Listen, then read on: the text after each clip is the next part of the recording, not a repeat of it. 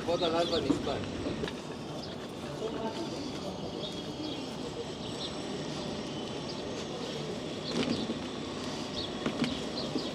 אנחנו כמדי ערב פסח מפנים את הפתקים ומביאים אותם לגניזה בהר הזיתים. השנה הקדמנו קצת כדי לנצל את הזמן שהכותל לצערנו הגדול ברחבה בחוץ ריק ומתפללים, כדי שנוכל לעשות את זה בצורה יותר מיטבית. כמובן שאנחנו מתפללים לכל אלה ששמו את הפתקים, שהקדוש ברוך הוא ישמע את תפילתם.